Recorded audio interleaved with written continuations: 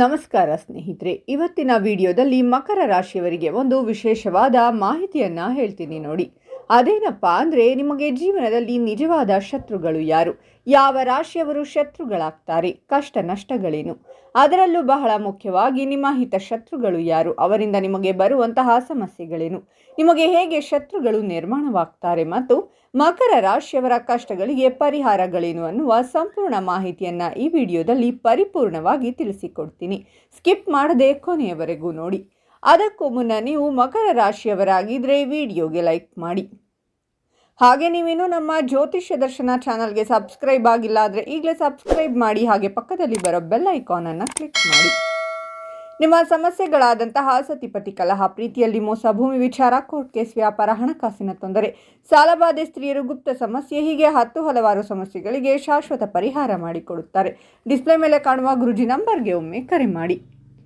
ಕೆಲವು ರಾಶಿಚಕ್ರದ ಜನರು ನಕ್ಷತ್ರಗಳು ಹಾಗೂ ಗ್ರಹಗಳ ಪ್ರಭಾವದಿಂದ ಶತ್ರುಗಳಾಗಿ ಬದಲಾಗುವರು. ಕೆಲವೊಮ್ಮೆ ಅವರು ಬಹಳ ಆತ್ಮೀಯ ಸ್ನೇಹಿತರು ಅಥವಾ ಬಂಧುಗಳಾಗಿ ಪರಿಚಿತರಾಗಿದ್ದರೂ ನಂತರ ಶತ್ರುಗಳಾಗುವ ಸಾಧ್ಯತೆಗಳು ಹೆಚ್ಚಾಗಿರುತ್ತವೆ ಎಂದು ಹೇಳಲಾಗುವುದು. ಕೆಲವರು ಎಷ್ಟೇ ಪ್ರಯತ್ನಿಸಿದರೂ ನಮ್ಮೊಂದಿಗೆ ಸ್ನೇಹಿತರಾಗಲು ಅಥವಾ ಆತ್ಮೀಯರಾಗಲು ಸಾಧ್ಯವಿಲ್ಲ. ಯಾಕೆ ಅನ್ನೋದಾದರೆ, ನಮ್ಮ ರಾಶಿ ಹಾಗೂ ಅದರ ಅಧಿಪತಿಗಳ ಪ್ರಭಾವ ನಮ್ಮ ಮೇಲಿರುತ್ತೆ. ನಿಮ್ಮ ರಾಶಿಚಕ್ರ ಚಿಹ್ನೆಯೊಂದಿಗೆ ಯಾರು ಹೊಂದಾಣಿಕೆಯಾಗಬಹುದು ಮತ್ತು ಹೊಂದಾಣಿಕೆಯಾಗುವುದಿಲ್ಲ ಎಂಬುದನ್ನು ತಿಳಿಸಿಕೊಡ್ತೀನಿ ನೋಡಿ. ಮೊದಲನೆಯದಾಗಿ ಮಕರ ರಾಶಿ, ಶನಿಯ ತತ್ವ, ಅದರಲ್ಲೂ ದಶಮ ಸ್ಥಾನ. ಮಕರ ರಾಶಿಯವರಿಗೆ ಹೇಳುವುದೇನೆಂದರೆ, ಸಾಧ್ಯವಾದಷ್ಟು ನೀವು ಧಾರ್ಮಿಕತೆಯನ್ನು ಬೆಳೆಸಿಕೊಳ್ಳಿ. ಯಾವಾಗ ನೀವು ಧರ್ಮವನ್ನು ಉಳಿಸುವಂತಹ ಕೆಲಸವನ್ನು ಮಾಡ್ತೀರಾ, ಆಗ ಧರ್ಮ ನಿಮ್ಮನ್ನು ಕಾಪಾಡುತ್ತೆ. ಮಕರ ರಾಶಿಯವರಿಗೆ ನಿಮ್ಮ ಸ್ವಾರ್ಥ ಬುದ್ಧಿನೇ ನಿಮಗೆ ಶತ್ರು. 6ರ ಸ್ಥಾನವನ್ನು ನೋಡಿದರೆ ಅಲ್ಲಿರುವುದು ಬುಧ. 3 ಮತ್ತು 6ರ ಅಧಿಪತಿಯಾಗಿರುವಂಥವರು ಬುಧ. ಅಲ್ಲಿ ಶತ್ರು ಸ್ಥಾನವನ್ನು ನೋಡೋದಾದರೆ ಚಂದ್ರ. ತಮ್ಮ ಮನಸ್ಥಿತಿ ಸ್ವಾರ್ಥ ಬುದ್ಧಿ. ಎದುರಾಳಿಯನ್ನು ನೋಡುವಂಥದ್ದು ಕೂಡ ಸ್ವಾರ್ಥದಿಂದ. 8ರ ಸ್ಥಾನ ಸಮಸ್ಯೆಗಳು ಬರುವಂಥದ್ದು.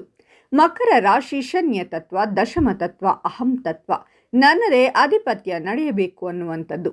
ಈ ಮಕರ ರಾಶಿಯವರು ಏನೂ ಗೊತ್ತಿಲ್ಲ ಅನ್ನುವ ಹಾಗೆ ಇರ್ತಾರೆ, ಆದರೆ ಮಹಾಜ್ಞಾನಿಗಳು. ದೂರದಲ್ಲಿ ನಿಮ್ಮನ್ನು ನೋಡಿ ಅಳತೆ ಮಾಡಿ ಬಿಡ್ತಾರೆ. ಮಕರ ರಾಶಿಯವರಿಗೆ ಶತ್ರುಗಳು ಹೇಗೆ ಉತ್ಪತ್ತಿಯಾಗ್ತಾರೆ ಅಂದರೆ, 6ರ ಸ್ಥಾನ ಮಿಥುನ ರಾಶಿ. ಮಕರ ರಾಶಿಯವರು ಮಾತನಾಡುವುದು ಕಡಿಮೆ. ಅದರಿಂದ ಕೆಲವರಲ್ಲಿ ನಿಮ್ಮ ಮೇಲಿನ ಅಭಿಪ್ರಾಯಗಳು ನಕಾರಾತ್ಮಕವಾಗಿ ಪರಿಣಾಮವನ್ನು ಬೀರುತ್ತೆ. ಕೆಲವರು ತುಂಬ ಗತ್ತಿನಿಂದ ಮಾತನಾಡ್ತಾರೆ. ಇವೆಲ್ಲ ನಿಮಗೆ ಶತ್ರುಗಳನ್ನು ಹುಟ್ಟುಹಾಕುತ್ತೆ. ನಿಮ್ಮಲ್ಲಿ ಬದಲಾವಣೆಗಳನ್ನು ಮಾಡಿಕೊಳ್ಳಿ. ನೀವು ಮಾತನಾಡುವಾಗ ಮನಸ್ಸು ಬಿಚ್ಚಿ ಮಾತನಾಡಿ. ಖಂಡಿತವಾಗಲೂ ನಿಮ್ಮ ಶತ್ರುವಿನ ಸ್ಥಾನ ನಾಶವಾಗಿ ಹೋಗುತ್ತೆ. ಅಲ್ಲಿಂದ ಅಷ್ಟಮ ಸ್ಥಾನ ಅಧಿಪತ್ಯ. ಅಲ್ಲಿ ಶತ್ರು ಭಾವನೆ ಶನಿ. ನಿಮಗೆ ನೀವೇ ಶತ್ರುಗಳು. ಇನ್ನು ಶತ್ರು ಅಂದರೆ ಸಾಲ ಬಾಧೆ, ಆರೋಗ್ಯ ಬಾಧೆ, ಇವೆಲ್ಲವೂ ಆಗುತ್ತೆ. ಸಮಸ್ಯೆಗಳು ಎಲ್ಲಿ ಉದ್ಭವ ಆಗುತ್ತೆ ಅಂತ ನೋಡ್ಕೊಳ್ಳಿ. ನಿಮ್ಮ ಅಹಂನಿಂದ ಕೆಲವೊಮ್ಮೆ ಮಾತಾಡದೇ ಇದ್ದರೂ ಕೂಡ ಶತ್ರುಗಳಾಗ್ತಾರೆ. ಕೆಲವೊಮ್ಮೆ ಮಾತಾಡಿದಾಗ ಶತ್ರುಗಳಾಗ್ತಾರೆ. ಕೆಲವೊಂದು ವಿಷಯಗಳನ್ನು ನಿಮ್ಮಲ್ಲಿಟ್ಟುಕೊಳ್ಳಿ, ಯಾರಿಗೂ ಹೇಳಬೇಡಿ. ನಿಮಗೆ ಯಾರೋ ಒಬ್ಬರು ಬಂದು ವಿಷಯವನ್ನು ಹೇಳಿದಾಗ ಅದನ್ನು ಬೇರೆಯವರಿಗೆ ಹೇಳಲು ಹೋಗಬೇಡಿ. ಅದರಿಂದ ಶತ್ರುಗಳು ಉತ್ಪತ್ತಿಯಾಗ್ತಾರೆ. ನೀವು ತಂದೆಯೊಂದಿಗಿನ ಬಾಂಧವ್ಯವನ್ನು, ಹಿರಿಯರೊಂದಿಗಿನ ಬಾಂಧವ್ಯವನ್ನು ಚೆನ್ನಾಗಿ ನೋಡಿಕೊಳ್ಳಿ. ಇಲ್ಲವಾದರೆ ನಿಮಗೆ ಕಷ್ಟಗಳು, ನಷ್ಟಗಳು ಖಂಡಿತವಾಗಿ ಬರುತ್ತೆ. ಯಾರು ಮಕರ ರಾಶಿಯಲ್ಲಿದ್ದಾರೋ ಕೆಲವೊಂದು ವಿಚಾರಗಳನ್ನು ಗೌಪ್ಯವಾಗಿಟ್ಟುಕೊಳ್ಳಿ, ಎಲ್ಲರೊಂದಿಗೆ ಹಂಚಿಕೊಳ್ಳಬೇಡಿ. ಇನ್ನು ಮಕರ ರಾಶಿಯವರಿಗೆ ಶತ್ರುಗಳಾಗುವ ರಾಶಿಗಳು ಯಾವುವೆಂದರೆ, ಮೊದಲನೆಯದಾಗಿ ಮೇಷರಾಶಿ. ಮೇಷರಾಶಿಯ ವ್ಯಕ್ತಿಗಳು ಮುಂದೆ ನೋಡಲು ಬಯಸುತ್ತಾರೆ ಮತ್ತು ನೀವು ಹಿಂದಿರುಗಿ ನೋಡಲು ಬಯಸುತ್ತಾರೆ. ಆದ್ದರಿಂದ ನೀವು ವಿಚಿತ್ರವಾಗಿ ಭಾವಿಸುತ್ತೀರಾ. ನೀವು ಮತ್ತು ಮೇಷರಾಶಿಯವರು ಅನೇಕ ವಿಧಗಳಲ್ಲಿ ಪರಸ್ಪರ ಸಂಪೂರ್ಣವಾಗಿ ವಿರುದ್ಧವಾಗಿದ್ದೀರಾ. ಆದ್ದರಿಂದ ಮೇಷರಾಶಿಯವರೊಂದಿಗೆ ಸಂಬಂಧವನ್ನು ಕಾಪಾಡಿಕೊಳ್ಳುವುದು ನಿಮಗೆ ಸವಾಲಾಗುತ್ತದೆ. ನೀವು ತಂಪಾದ ಮನೋಭಾವವನ್ನು ಹೊಂದಿರುತ್ತೀರಾ ಮತ್ತು ಮೇಷರಾಶಿಯವರು ಹೆಚ್ಚಿನ ಸಮಯ ಕೋಪ ಮತ್ತು ಉನ್ಮಾದದಿಂದ ಕೂಡಿರುತ್ತಾರೆ. ನೀವು ನಿಮ್ಮ ಜೀವನವನ್ನು ಸಂಪೂರ್ಣವಾಗಿ ಆನಂದಿಸಲು ಇಷ್ಟಪಡುತ್ತೀರಾ ಮತ್ತು ಮೇಷರಾಶಿಯವರು ಜೀವನವನ್ನು ಒಂದು ಓಟದಂತೆ ಬದುಕುತ್ತಾರೆ.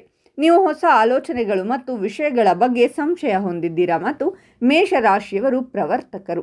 ಮೇಷರಾಶಿಯವರು ವೇಗದ ಹಾದಿಯಲ್ಲಿ ವಾಸಿಸುತ್ತಾರೆ ಮತ್ತು ನೀವು ಎಚ್ಚರಿಕೆಯಿಂದ ಮತ್ತು ನಿಧಾನಗತಿಯ ಜೀವನವನ್ನು ಬಯಸುತ್ತೀರಾ. ಎರಡನೆಯದಾಗಿ ತುಲಾರಾಶಿ.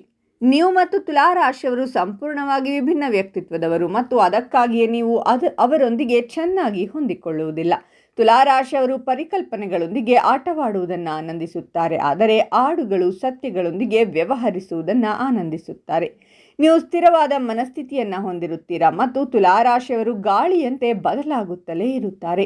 ತುಲಾರಾಶಿಯವರು ಆದರ್ಶವಾದಿಗಳು ಮತ್ತು ಸ್ವಲ್ಪ ಕನಸುಗಾರರು, ಆದರೆ ನೀವು ವಾಸ್ತವಿಕ ಸ್ವಭಾವದವರು.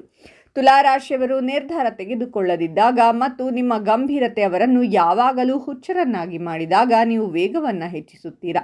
ನಿಮ್ಮ ಕಲ್ಲಿನ ಮೌನಗಳಿಂದ ತುಲಾರಾಶಿಯವರು ತಿರಸ್ಕಾರಕ್ಕೊಳಗಾಗುತ್ತಾರೆ. ಇನ್ನು ಮಕರ ರಾಶಿಯವರು ಇಷ್ಟೆಲ್ಲ ಕಷ್ಟಗಳಿಂದ ಹೊರಬರಬೇಕು ಅಂದರೆ ರಾಘವೇಂದ್ರ ಸ್ವಾಮಿಯ ಆರಾಧನೆಯನ್ನು ಮಾಡಿ ಗುರುವಿನ ಯಂತ್ರವನ್ನು ಸ್ಥಾಪನೆ ಮಾಡಿಕೊಂಡು ಪೂಜೆಯನ್ನು ಮಾಡಿದರೆ ನಿಮ್ಮ ಎಲ್ಲ ಕಷ್ಟಗಳು ಪರಿಹಾರವಾಗುತ್ತೆ. ಈ ಮಾಹಿತಿ ನಿಮಗೆ ಇಷ್ಟ ಆದರೆ ತಪ್ಪದೇ ವಿಡಿಯೋಗೆ ಲೈಕ್ ಮಾಡಿ, ಓಂ ರಾಘವೇಂದ್ರಾಯ ನಮಃ ಅಂತ ಕಾಮೆಂಟ್ ಮಾಡಿ ಮತ್ತು ಈ ಮಾಹಿತಿಯನ್ನು ಎಲ್ಲರಿಗೂ ಶೇರ್ ಮಾಡಿ, ಅವರಿಗೂ ಕೂಡ ಒಳಿತಾಗಲಿ. ಧನ್ಯವಾದಗಳು.